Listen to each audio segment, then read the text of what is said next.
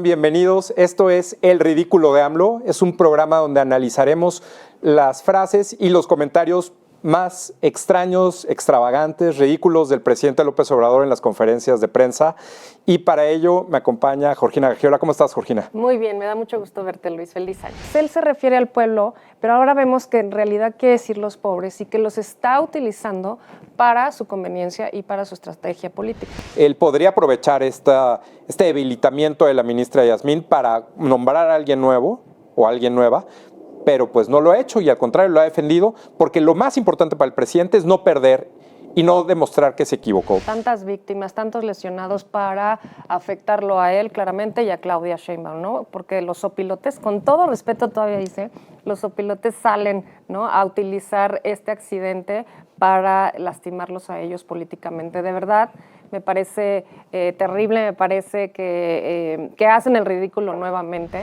El presidente trata de utilizar esto que pasó en Brasil simplemente para hablar de conservadores como fuera y tratar de defender a Lula, que por cierto creo yo, y ahorita podemos platicar, Lula ni lo pela ya, ¿eh? Bienvenidos, esto es El Ridículo de AMLO, es un programa donde analizaremos las frases y los comentarios más extraños, extravagantes, ridículos del presidente López Obrador en las conferencias de prensa, y para ello me acompaña Georgina Gagiola. ¿Cómo estás, Georgina? Muy bien, me da mucho gusto verte, Luis. Feliz año. Igualmente, feliz año para ti. Vamos a estar analizando lo que dice el presidente en las conferencias de prensa y dando un poco de contexto para que podamos todos entender cuál es la razón o qué hay detrás o por qué llega a estos niveles el presidente, ¿no? Así es, tú tienes un libro que se llama El Imperio de los Otros Datos, editado por Grijalvo.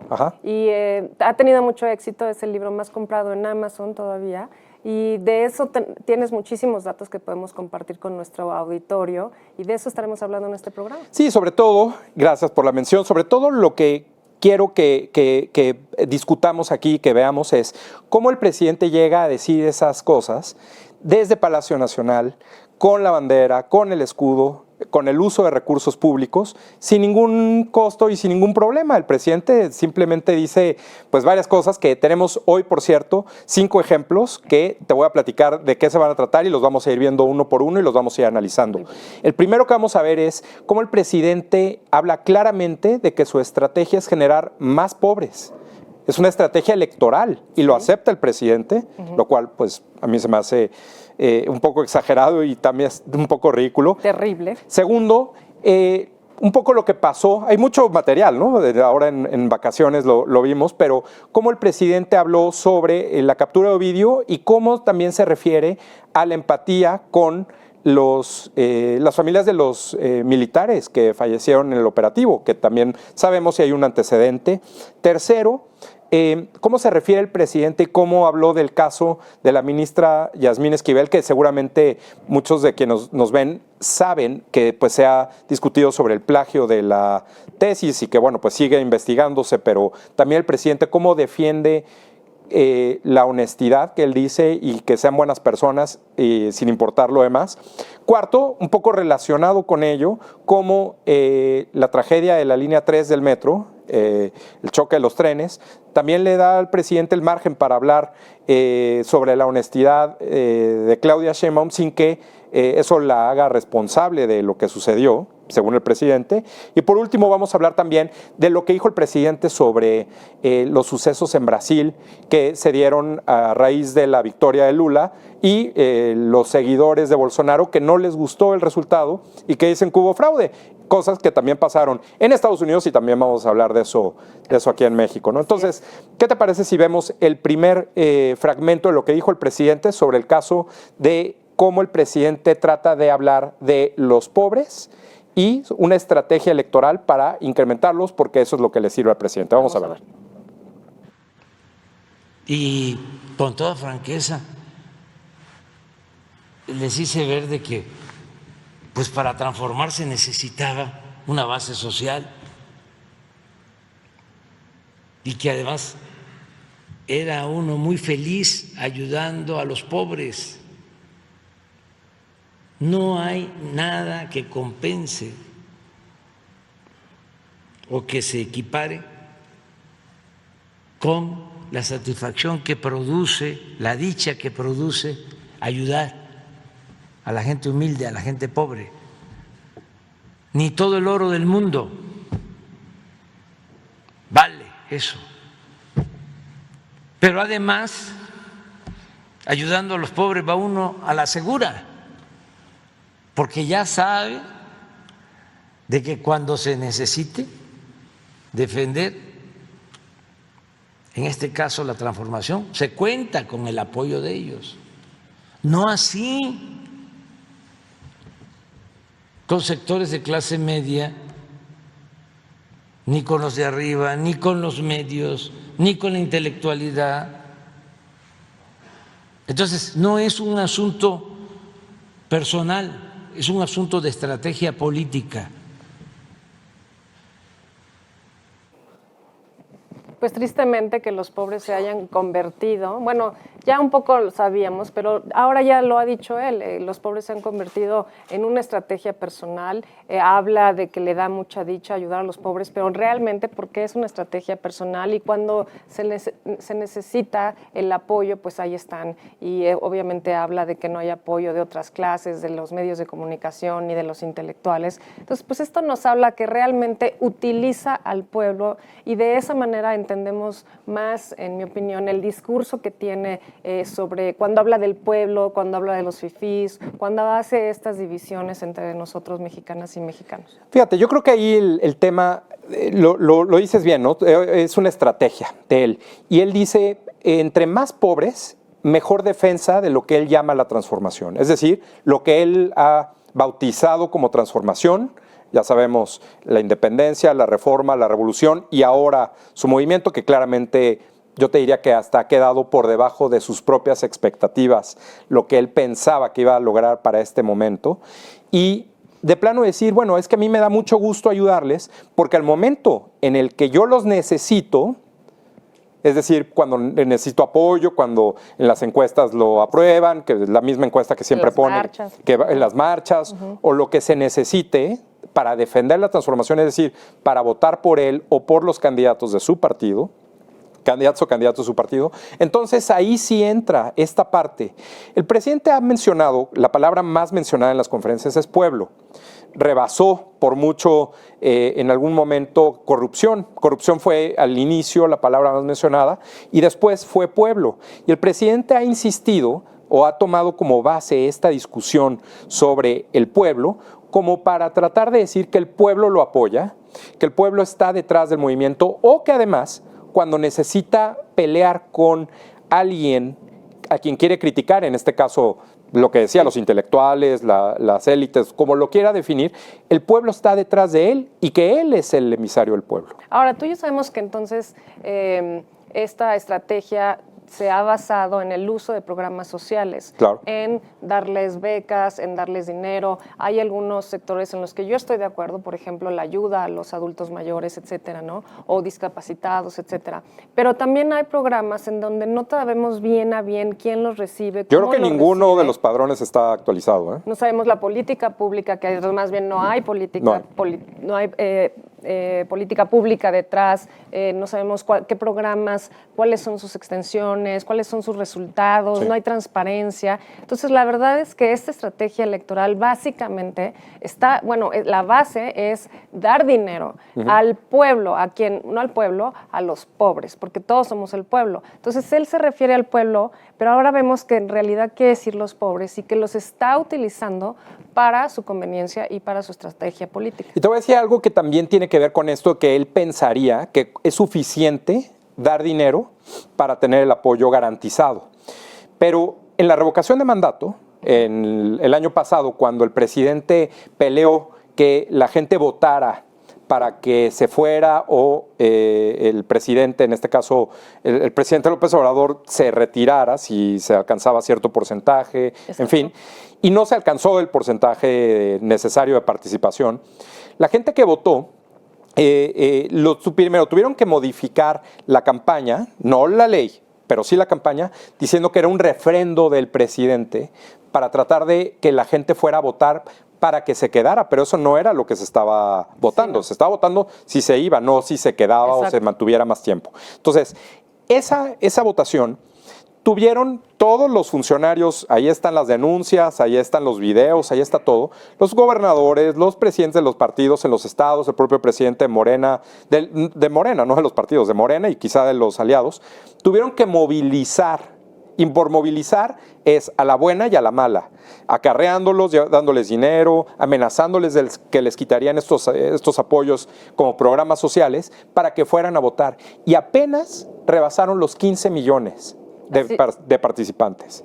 Sí, y lo que hemos visto, muchos ejemplos de gente que va repartiendo el dinero o que son gente que está trabajando para el gobierno federal diciéndoles que si no los acompañan a una marcha, que si no votan por ellos, pues entonces van a perder todos estos apoyos que da el gobierno federal, lo cual para empezar no es cierto, porque ya es un derecho constitucional. Claro, además. Pero el uso de los recursos solamente para una estrategia electoral, bueno, pues ya lo dijo él, nosotros no lo estamos inventando. Claro. Pueden ver los videos completos en el sitio que es andresmanuellopezobrador.org.mx. Y bueno, también decirte que es otro ejemplo de lo que fue la segunda marcha, ¿te acuerdas? También igual.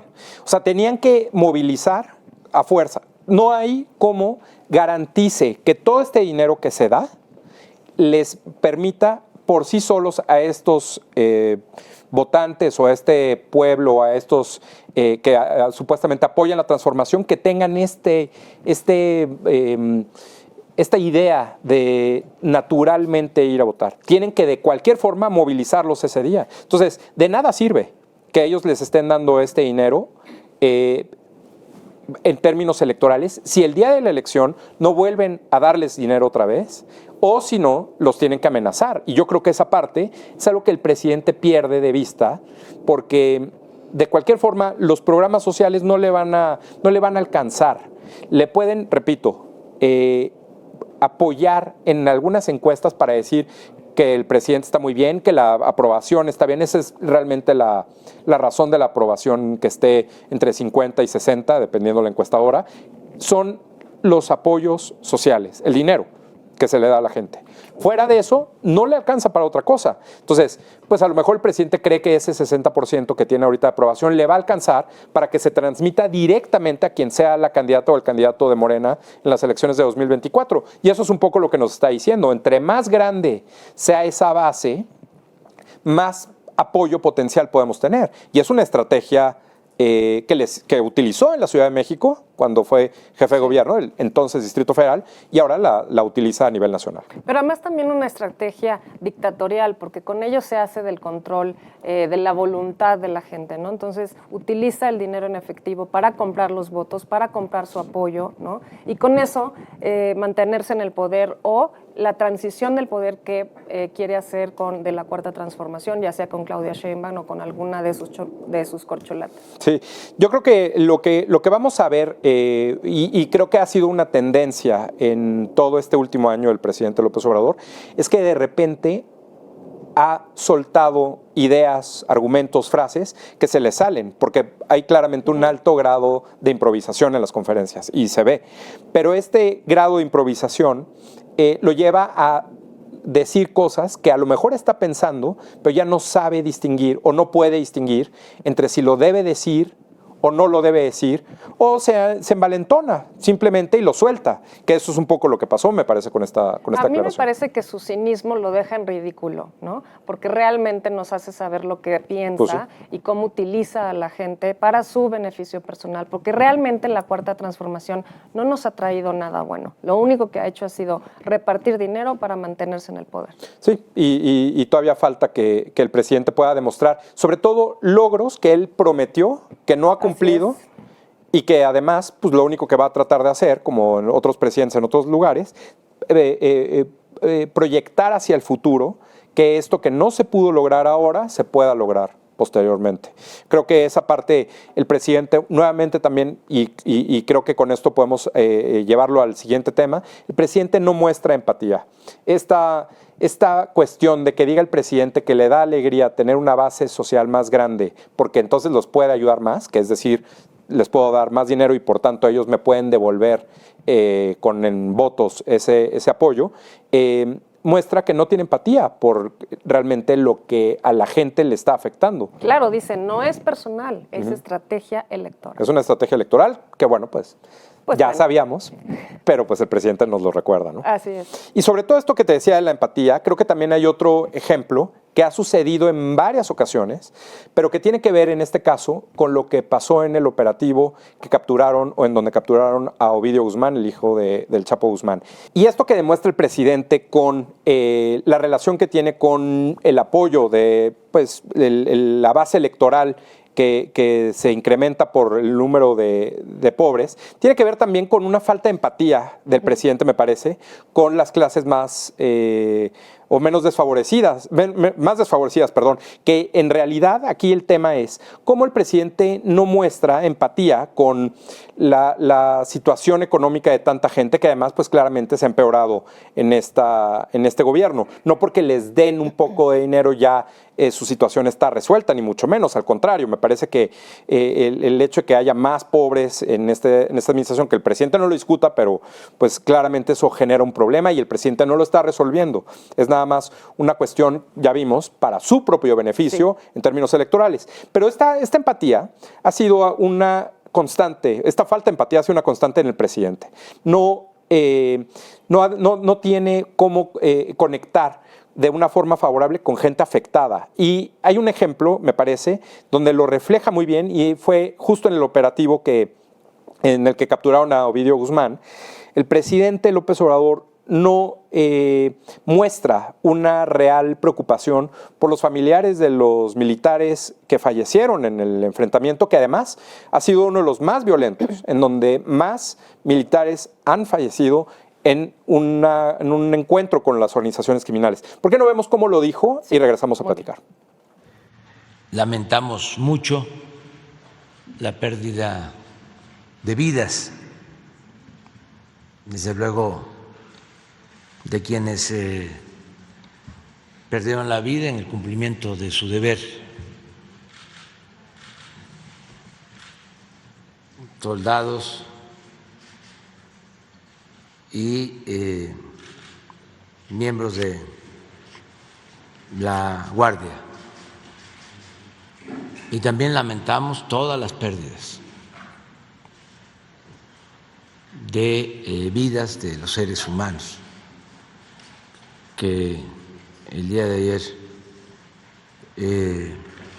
participaron en estos enfrentamientos. Te voy a decir aquí cuál creo que es uno de los problemas más importantes. El presidente primero habla en general, ¿no? Siempre dice eso, lamentamos mucho los hechos, pero hay una cuestión que me parece clara y proyectada respecto de esta falta de empatía, y es cuando capturaron a Caro Quintero, Sí.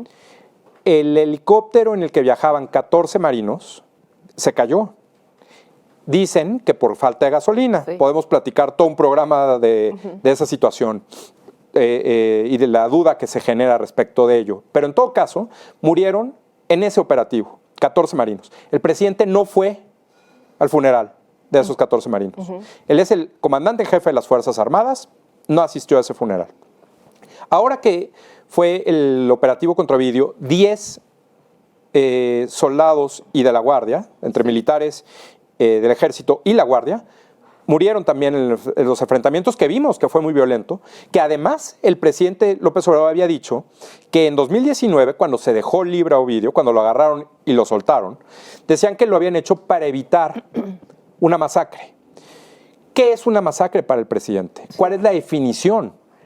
Masacre, ¿dónde está el umbral para que lo califique como masacre? Y además, en este caso, si son soldados, no es masacre. Si es gente civil, sí es masacre. ¿Cuál es el criterio? Claramente hay una confusión y una falta de criterio del presidente para definir esto. Y en todo caso, este funeral de estos 10 soldados y de la Guardia, militares y de la Guardia, que fallecieron en este enfrentamiento que vimos todos, que fue muy violento, porque también murieron al menos 19 criminales, o gente del crimen organizado, que le llaman ahora generadores de violencia. Tampoco el presidente fue a ese funeral. Es decir, no hay una responsabilidad, no sé si sea como de fuerza y de cuerpo, del cual él es el principal responsable, él es el comandante en jefe. A él le gusta subirse al jeep y saludar en los desfiles a los marinos, a los militares, a la guardia, y el presidente no fue a estos funerales. Imagínate cuál es el mensaje que le manda el presidente cuando es la instrucción del presidente que vayan a esos enfrentamientos, que vayan y patrullen, que los persigan, que una vez que llegan no disparen, porque el presidente pues, no quiere que haya enfrentamientos de estos, porque entonces puede haber muertos, y a la mera hora no lo hace. Entonces creo que esa falta de empatía de parte del presidente es un problema. Bueno, además de la falta de empatía, hemos visto muchas veces en su discurso cuando habla de que todos los seres humanos merecen respeto, que no violen sus derechos, etcétera, ¿no? Y lo volvió a decir en esta ocasión, es decir, que lamenta la vida de todas las pérdidas humanas. Sí. No es que nosotros querramos que los delincuentes se mueran, no que los maten, etcétera, ¿no? Porque ese discurso es falso, es peligroso, ¿no? No queremos que la gente muera en México, nadie, no deberíamos de estar nadie enfrentándonos a esta situación, ¿no? Pero la gente inocente tampoco tiene por qué vivir estas circunstancias, ¿no? Los que vimos en el avión, o si, como dices, ¿qué es una masacre para él? Un número determinado de personas que las asesinan, bueno, eso pasa en todos los días. En los primeros 5 días de enero habían muerto 250 personas, ¿no? Sí. Todos los días matan gente en nuestro país, hombres y mujeres y niños que también están en una ráfaga de balas entre el crimen y entre gente inocente, ¿no? Hemos visto 1000 escenas de gente civil que está escondiéndose en un restaurante, en un centro comercial o en las calles, refugiándose con miedo de estas balaceras. Entonces, la verdad es que cuando habla de que también le duelen las muertes de los delincuentes, bueno, pues habría que preguntarle a la gente que está del otro lado, que ha sufrido, que ha perdido a sus familiares, que ha desaparecido gente, sí. ¿Qué opinan sobre que él también no vaya al funeral, no asista al funeral, y sobre que también todas estas personas del crimen organizado tienen derechos, ¿no? Sí, yo creo que hay o me imagino que va a haber una sugerencia de quienes asesoran al presidente de tratar de decirle o insistirle que no se meta en temas que no son positivos para él. Cuando debiera ser justo lo contrario. El presidente le dice, bueno, tú no hables de muertes, tú no vayas a funerales, tú no hables de seguridad, tú no hables de enfrentamientos, tú no hables de masacres, tú no hables de muertos, sin que por ello los muertos desaparezcan o dejen de aumentar o que los funerales no sucedan o que el crimen organizado se calme. O sea, yo creo que aquí el presidente trata de evitar estos temas y al evitarlo, desafortunadamente, no desaparecen. A mí me parece que se hacen más grandes. En todas las crisis, cuando fue lo de la línea 12, por ejemplo, y en otros momentos críticos para el gobierno del presidente López Obrador, el presidente no va. No van a las crisis. En cambio, lo vemos en otros países, por ejemplo, en Estados Unidos, cuando hay un tiroteo en una escuela, por ejemplo, sí. El presidente al día siguiente está ahí y está hablando con las familias de las víctimas. ¿Por qué no enfrentarlo?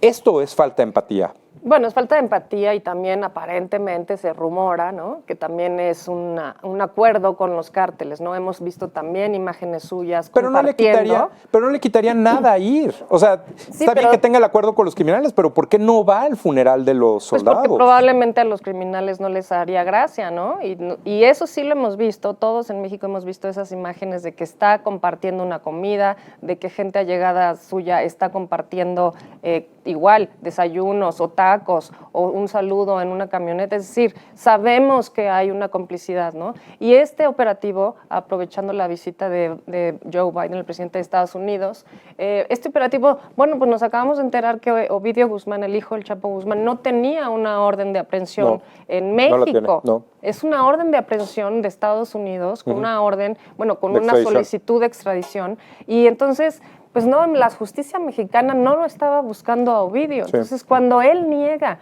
que se detuvo a Ovidio porque se lo pidió Joe Biden, pues ¿cómo vas a detener a un ciudadano mexicano? Porque Ovidio será lo que sea, pero es ciudadano mexicano. Sí. ¿cómo lo detienes si no hay una orden de aprehensión del gobierno mexicano? Entonces sí es por solicitud del gobierno de Estados Unidos. Entonces claramente eso nos deja ver que sí hay una complicidad con el narcotráfico, con los narcos, con el cártel de Sinaloa, porque de otra manera no hubieran ido por él otra vez y de otra manera no lo hubieran dejado ir. Ya vimos, como bien dices, que realmente la muerte de los militares le tiene poco cuidado. Pues sí, yo creo que esto, la verdad, está en todos los manuales de manejo de crisis, que enfrentes, que vayas, que atiendas y que muestres empatía. Es casi la primera instrucción que se da y pues el presidente simplemente no la quiere tomar. No lo entiendo. A mí se me hace ridículo, la verdad, pero bueno. Otro tema que también no entiendo y que no entiendo cómo el presidente no puede modificar su estrategia es el tema de la ministra Yasmín Esquivel. Yo creo que hay una forma en la que el presidente trata de cubrirla, que trata de ayudarle, pero en realidad el que se está afectando es el propio presidente y lo que él quiere hacer con la Suprema Corte de Justicia en lo que venga. Él podría aprovechar este debilitamiento de la ministra Yasmín para nombrar a alguien nuevo o a alguien nueva, pero pues no lo ha hecho y al contrario lo ha defendido, porque lo más importante para el presidente es no perder y no demostrar que se equivocó. ¿Por qué no vemos lo que dijo y platicamos? Tiene que resolverlo la autoridad competente. Yo, en este caso, no soy objetivo del todo, porque considero que cualquier error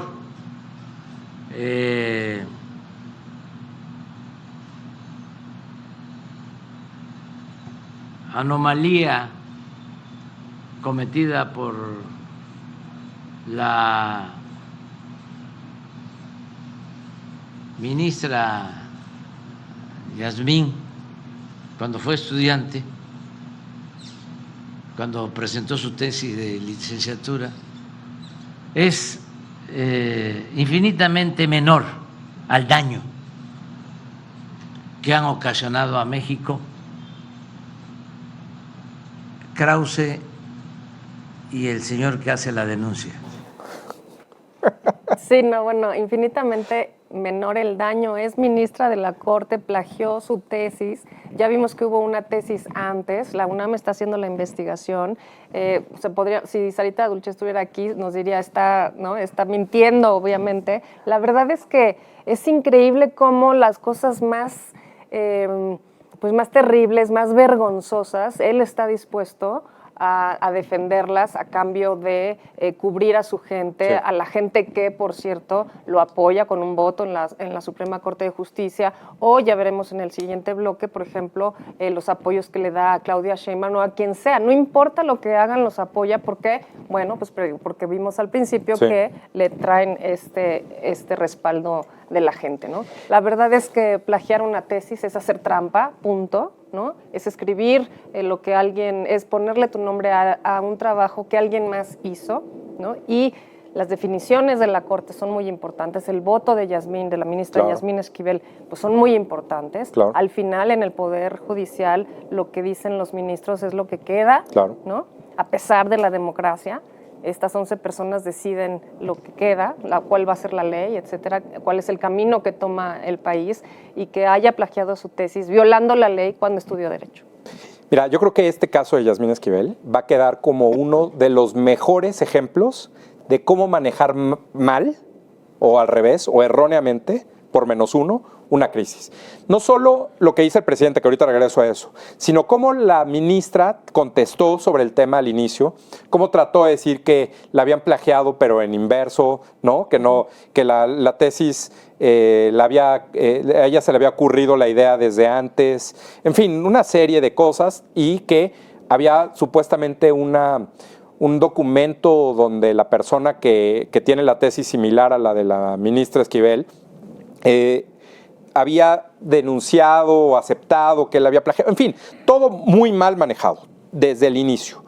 Pero es hasta que el tema rompe o se discute abiertamente, que el presidente tiene que decir, y lo mejor que puede decir es esto, que además vemos claramente, como dices, Sarita lo podría analizar, y seguramente ya lo analizó, el tiempo que tarda el presidente en contestar y se queda pensando es porque está improvisando.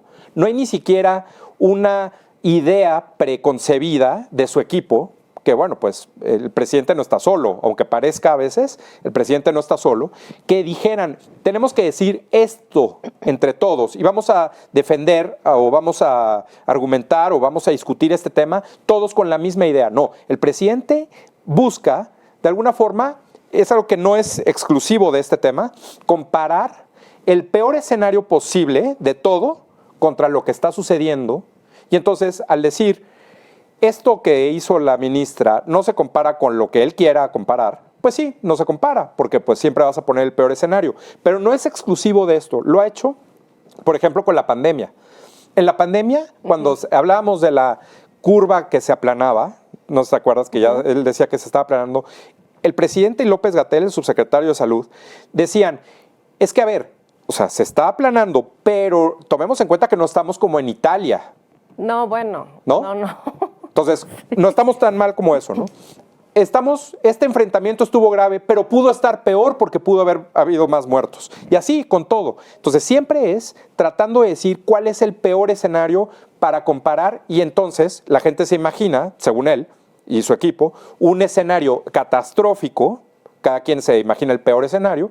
Pues sí, comparado con el peor escenario en las probabilidades, siempre el escenario actual se ve menos fuerte. Y eso es un poco lo que hace el presidente. Ahora, de ahí a que entonces el presidente diga o trate de minimizar algo que es a todas luces una ilegalidad.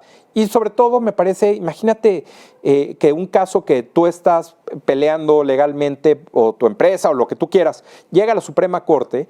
Y entonces esta señora, que ya vimos que no sabe manejar crisis, que esa es la forma en la que ella argumenta, ella vota a favor o en contra y determina la forma en la que se define un tema. Pues imagínate qué miedo. Todo porque el presidente no puede entender que lo que hizo está mal y que además al que más le conviene quitarla o que renuncie es al propio presidente López Obrador. Bueno, pues ya vimos que eso aparentemente no es lo que ¿Quién él quiere sabe? y no A ver sé si no pasa, ella, a ver si pasa. Si ella se someta pues a esta ética que claramente vemos que no tiene, pero si algo la hace renunciar, si algo ahí le dicen, bueno, pues la verdad es que confiar en el fallo que vas a dar, porque todos los fallos anteriores ahí están y no se van a cambiar, no se puede cambiar el voto de todo lo que ya han decidido.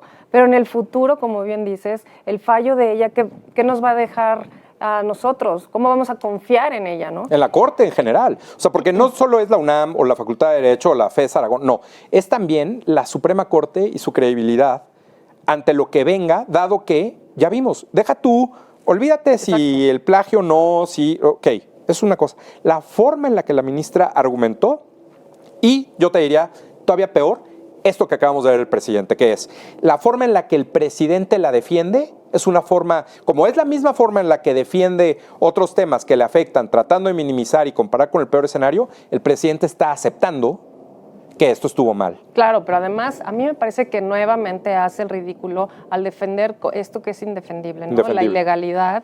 Y él habla pues con la boca llena sobre Enrique Krause y sobre Guillermo Sheridan, que tanto daño le han hecho a México. La verdad es que son intelectuales. Enrique Krause es un gran historiador que nos ha dado un gran conocimiento sobre la historia de nuestro país y que Guillermo Sheridan igual con las revistas, con ser académico, etcétera, un conocimiento que pues no parece ser plagiado, que no parece ser, ¿no? Que realmente han contribuido a la historia del país, a nuestros conocimientos y que ella no. Y esa es la misma forma otra vez de cómo el presidente ataca y es siempre ataca no los argumentos, sino a la persona. Y en este caso el presidente dice, no es que Guillermo Sheridan haya encontrado algo que es relevante, sino que Guillermo Sheridan es esto. No discute el tema, sino se va a descalificar a la persona. Y otra vez, todo este modus operandi o la forma en la que el presidente defiende este caso y como la trata de minimizar es la forma clara en la que cualquier persona, que espero no sean muchas, ven la conferencia, ya saben que el presidente, la forma en la que lo está haciendo es claramente aceptar un error, que se equivocó y por supuesto que no le conviene al presidente, ¿no? La verdad es que sí, como siempre, cuando alguien lo ataca, ¿no? O cuando alguien le deja ver, por ejemplo, bueno, tenemos ya muchísimos ejemplos en el gobierno, ¿no? Pero, por ejemplo, el hackeo al ejército, Sí. en fin, cualquier cosa que salga mal es culpa de los neoliberales, del pasado, del gobierno pasado, ¿no? Ahorita vamos a hablar del metro, pero lo mismo aquí, ¿no? No es que ella haya hecho mal, ellos han hecho peor, ¿no? Sí. Y entonces eso la verdad lo deja en ridículo, ¿no? Sí. Y nos deja en ridículo pues también a nosotros los mexicanos que tenemos una Suprema Corte de Justicia de la cual nuestra vida diaria depende con los fallos de la ministra Yasmín Esquivel. Sí, yo creo que ahí todavía falta. Vamos a ver en qué termina. Creo que lo mejor para todos sería que la ministra se separara, empezando por ella, pero bueno, vamos a ver qué tanto el presidente la sigue defendiendo en el futuro. Pero a quien también defiende el presidente, obviamente no por lo que ya pasó, sino por lo que quiere que pase en el futuro, es a Claudia Sheinbaum. Y claramente lo de la línea 3 tiene varios elementos de cómo Claudia Sheinbaum entendió que hizo algo mal y que de alguna u otra forma trató de arreglar a una velocidad y con diferentes acciones al presidente, pero el presidente no varía en la forma de defender a los cercanos o a las cercanas a él. ¿Por qué no vemos lo que hizo y dijo el presidente? Se tiene que ver si fue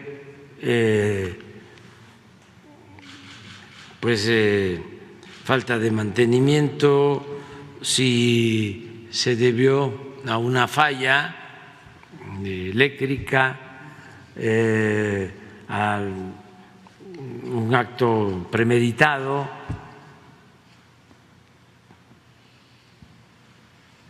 En fin, se tiene que saber qué sucedió, o sea, qué originó el accidente.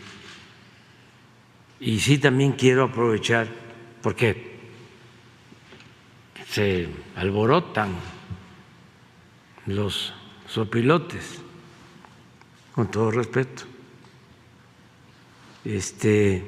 Quiero aprovechar para expresar mi solidaridad, mi apoyo, todo lo que necesite el gobierno de la ciudad y la jefa de gobierno, que es una mujer trabajadora, íntegra, honesta. Entonces quiero también aprovechar para expresarlo. Un acto premeditado, es decir, alguien allá adentro causa la muerte de gente. Imagínate. El choque de 2 vagones, a tantas víctimas, tantos lesionados para afectarlo a él claramente y a Claudia Sheinbaum, ¿no? Porque los sopilotes, con todo respeto todavía dice, los sopilotes salen, ¿no?, a utilizar este accidente para lastimarlos a ellos políticamente. De verdad, me parece terrible, me parece que hacen el ridículo nuevamente, Sí. pero muy bajo del gobierno. Mira, que el presidente diga que Claudia Sheinbaum es trabajadora y honesta no tiene nada que ver con lo que pasó. O sea, puede ser muy trabajadora y puede ser muy honesta, pero la responsable de lo que pasó es ella. Sí. No es la culpable. El presidente y su equipo confunden todo el tiempo, a su conveniencia, culpabilidad con responsabilidad. Como dice, hay que ver qué fue lo que pasó. Y entonces vienen toda la serie de hipótesis que además, pues en una investigación puede tardar años, si quieren. De la línea 12 todavía no sabemos nada. Bueno, porque contrataron primero una empresa y luego la corrieron porque no le gustaron los resultados que le dio el peritaje, ¿no? Entonces, si el gobierno lo que trata de encontrar es la culpabilidad o la causa, eso quita la responsabilidad. Eso es lo que piensan ellos. Cuando en realidad, pues, la jefa de gobierno es ella, que además estaba fuera de la Ciudad de México cuando ocurrió. No es la primera vez que la jefa de gobierno sale a promoverse legal o ilegalmente, presidencial. claro, en los estados. Decían por ahí que era una conferencia sobre políticas públicas exitosas. Supongo que el metro no está entre esas políticas públicas exitosas Pues de las sí. cuales habla en todo el país. Pero en todo caso, Ella es responsable. Otra vez, no es culpable, no lo sabemos, pero es responsable. Y esa responsabilidad es la que evitan. Y esto que trata de hacer el presidente de decir, no importa, es honesto, es lo mismo que estamos diciendo ahorita de todo lo que analizamos de Krause o de Sheridan, pero al revés. Así como ataca en lo personal a los que están en contra del presidente, defiende en lo personal a quienes están cerca del presidente. No importa si lo que pasó es tu responsabilidad o no, es en lo personal, tú eres honesto. Oye, pero no tengo el conocimiento ni la capacidad para ser, no sé, secretaria de Educación Pública. No importa. Aquí el tema es que tú eres honesta y con eso es suficiente, dice el presidente, lo cual pues me parece incluso un acto de corrupción, que pongas a alguien que no está capacitado o que no sabe técnicamente qué es lo que se necesita para tratar de otra vez minimizar. El presidente siempre va a defender a todo su equipo cercano con estas cuestiones de la honestidad. Y va a atacar a todos los que están en su contra con cuestiones personales, todo el tiempo. Y entonces, en este ataque y defensa personal, los temas y los argumentos los trata de dejar a un lado porque sabe que pierden. Y todos los que están cerca del presidente, a todos los niveles, desde el presidente, secretarios, subsecretarios y los que escriben en los periódicos y los que salen en los medios de comunicación, todos en las redes sociales, todos pelean de la misma forma, en una descalificación siempre personal cuando no les favorece un argumento. Y eso pues obviamente me parece que es aceptar de entrada que lo tienen perdido. Bueno, la verdad es que también yo no sé si estoy tan de acuerdo en si es culpable o no. Yo creo que es responsable, como bien dices. Él lo primero que dice, pues te habría que ver si es una falta de mantenimiento, si es una falla eléctrica. Bueno, pues todo sabotaje. eso... Exacto, pero todo eso depende del gobierno en la ciudad, que debe de estar bien. Vimos que han bajado el presupuesto, que en el tema de la línea 12, que hubo más de 20 muertos, desafortunadamente, pues también había... ¿Cuántos accidentes van en el metro? Ya van 3, ¿no? Graves. Sí. Pero bueno, se han 400, incendiado sí. vagones, sale humo, etcétera, ¿no? Realmente ya el metro no está en condiciones. Hay un descuido grave, ¿no? Y ella, pues la verdad es que se la ha pasado en esta gira presidencial, en siendo la corcholata mayor, intentando ser la candidata, promoverse en el resto del país, porque en el resto del país no la conocen, abandonando sus responsabilidades. Y yo creo que eso sí la hace culpable, sobre todo una chica que muere en este choque de trenes, que quería ser artista, y no hay responsables, no es ella la responsable de la Ciudad de México, y si no puede mantener el metro, si no puede con la Ciudad de México, puede con todos los problemas del país. La aerolínea que acaban o que quieren hacer. ¿Tú te imaginas a Claudia Sheinbaum enfrentando al narcotráfico en México? ¿Qué va a hacer? Si no puede aceptar que hubo un accidente que tomó la vida de las personas porque ella es responsable. Sí, yo creo que además, aquí una cosa grave para Claudia Sheinbaum es que el presidente la defienda así. La principal afectada, dado que la forma en la que el presidente resuelve o trata de minimizar este hecho, es la propia Claudia Sheinbaum. Si los asesores de Sheinbaum que le recomendaron, regrésate de volada, no importa si te prestan un helicóptero ahí, ya sabes, no importa, regrésate y vemos qué onda, y sale en una conferencia de prensa, etcétera, no sonrías en las cámaras, aunque de repente ahí se le salió una risa, en fin, todo eso que hace Claudia Sheinbaum y que le asesoraron que lo hiciera, creo que deberían de hablar con el presidente y decirle que no la defienda así, porque lo único que hace es otra vez aceptar la culpa y demostrar pues que no tiene empatía con las víctimas, que lo que le importa es defender a los suyos y además que está aceptando que hubo una falla.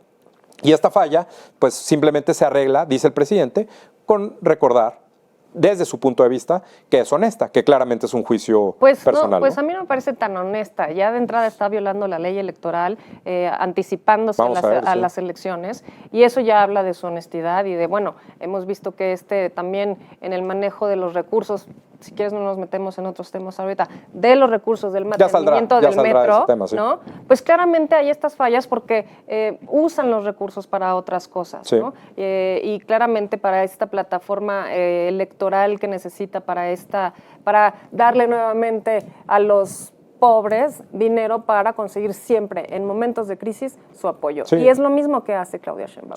Sí, yo creo que ahí, pues la verdad, va a ser muy difícil que de aquí a que sean las elecciones o a que empiecen las campañas oficialmente, no pase nada en la Ciudad de México, o no pase nada en un estado donde gobierna Morena, o todo fluya. Es muy difícil.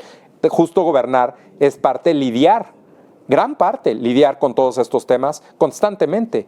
Y si una y otra vez lo que haces es, no, pero aquí lo importante es que eres honesto, pues en buena medida estás diciendo, yo no me puedo hacer responsable o no quiero hacerme responsable, simplemente dejemos que el tiempo pase y todo va a ayudar, ¿no? Sí, claro, y mientras tanto, la vida de los ciudadanos de aquí de la Ciudad de México corre Qué peligro. riesgo, ¿no? También otra cosa, este tema de las giras, este tema de salir, pues eventualmente le va a tener que tomar la decisión de separarse del cargo. Y también separarse del cargo es, ¿a quién van a dejar? ¿A Martí Batres? O sea, él va a ser el responsable, ¿me entiendes? Entonces, esta da lo mismo, irresponsabilidad, ¿no? Sí. Pues no da lo mismo porque los servicios públicos no funcionan. No, entiendo, ¿no? Pero la forma, o sea, no importa quién esté. Si la defensa del presidente va a ser la misma, pues da lo mismo quién esté. O sea, lo que quiero decir es que ella se va de gira, ella Sí. ya está en la campaña Sí, sí, presidencial, está en la ella quiere ser la presidenta, De acuerdo. se va y abandona los Sí. servicios de la Ciudad de México, igualmente lo hará en unos meses cuando se vaya a la campaña real y dejándonos a nosotros, pues la verdad es que es en peligro, ¿no? Sí, el presidente no se preparó, me parece, y su equipo no se preparó para una buena estrategia de control de daños y pues vemos todo como está, sobre todo el presidente otra vez y lo que dice en las conferencias, que pues nuevamente es esta improvisación. Sí. Por último, platiquemos de lo que pasó en Brasil con los simpatizantes de Bolsonaro, que pues claramente no están de acuerdo y conformes con el resultado electoral que le dio la victoria a Lula, pero como el presidente es simpatizante de Lula, entonces ahora sí lo defiende y ataca a los seguidores de Bolsonaro por lo que hicieron en Brasil. Evidentemente no hizo lo mismo con Donald Trump y los seguidores de Trump cuando perdió y no aceptaron los resultados, y bueno, mucho menos cuando el presidente López Obrador en 2006 perdió las elecciones con algo que dice fraude que todavía no ha podido comprobar. ¿Por qué no vamos a ver lo que dice y regresamos? ¿Cómo debe de tomar el progresismo en América Latina estas señales? Yo creo que fue muy buena la respuesta y que fue un intento fallido de parte del conservadurismo brasileño, porque fue muy buena la solidaridad internacional. Y eso es lo que se debe de promover, fomentar, no quedarnos callados, como sucedió en el caso del Perú.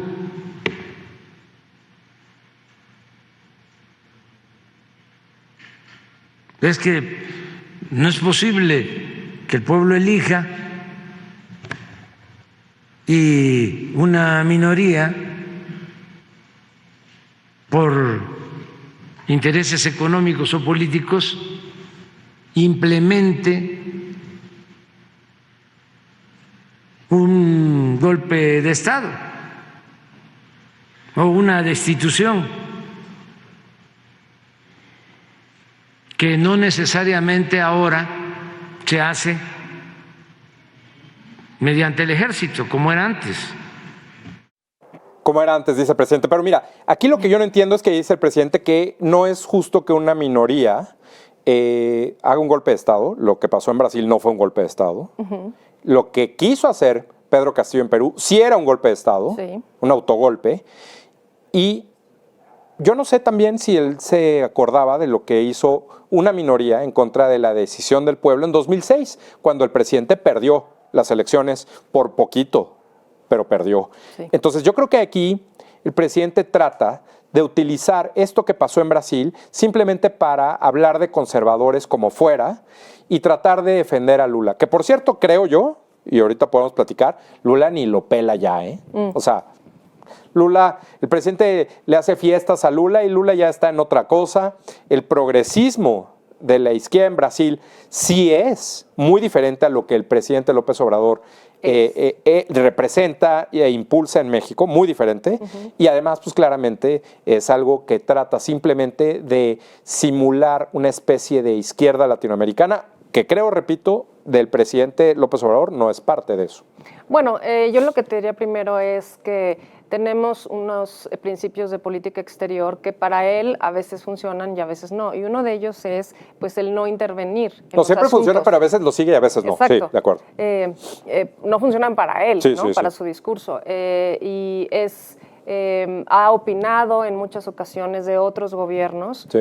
ha dicho que no se debe involucrar él, el gobierno de México, él y el gobierno de México en decir lo que está sucediendo en nuestros países, pero lo vemos que lo hace Dijo que no hay que cuando le quedarse callados. conviene, cuando le gusta, cuando está de lado, porque Sí. pues Trump no difícilmente está lejísimo, es de ultraderecha, está lejísimos de la izquierda, y cuando hubo este ataque al Capitolio hace 2 años, no dijo nada, se Claro. tardó, todo por ser amigo de Trump. Hace Sí. unas semanas dijo que era muy amigo de Trump, pero eso entonces sí vale, ¿no? Ujú. Cuando son sus amigos, Claro. sí vale. Cuando está defendiendo a Pedro a Pedro Castillo. en Perú sobre que quiso eliminar al Congreso para quedarse él más tiempo en el poder. Lo mismo con Evo Morales, lo defendió, aunque Evo Morales cambió la Constitución para quedarse en el poder, ¿no? Expulsaron esa vez también a la embajadora de México en Bolivia. Expulsaron a la embajadora en Bolivia y expulsaron ahora al embajador de México. Entonces, en Perú. ¿está de acuerdo en que vayan al Capitolio y traten de detener la elección, ¿no? Porque es amigo suyo, pero está mal el discurso, porque allá dice que no dijo nada y aquí dijo que está mal que traten de dar un golpe de Estado, como dices, no era un golpe de Estado, No. toma de instalaciones, etcétera. Y bueno, yo creo que esta indefinición, esta complicidad, digamos, con quién le conviene, ¿no? Esta conveniencia, digamos, pues no habla tampoco de lo que el pueblo mexicano quiere, ni de lo que dice la Constitución, ni mucho menos del futuro que queremos tener frente al presidente que nos representa en el exterior, ¿no? Sí, el presidente el presidente López Obrador, al hacer este tipo de declaraciones, pierde autoridad como jefe de Estado. Exacto. Por no ser consistente.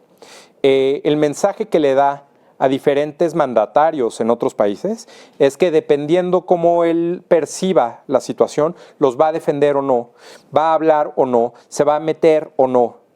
Y obviamente, pues los países sí son consistentes. Las reglas en México, aunque existan, pues el presidente parece que no la respeta o la respeta, como dices, a conveniencia. Pero en otros países sí son consistentes y es por eso que en el momento en el que el presidente se mete de más, pues le expulsan al embajador. Sí. Tan fácil como eso. Sí. No hay un margen de error, no hay interpretación. Estas cosas son o no son.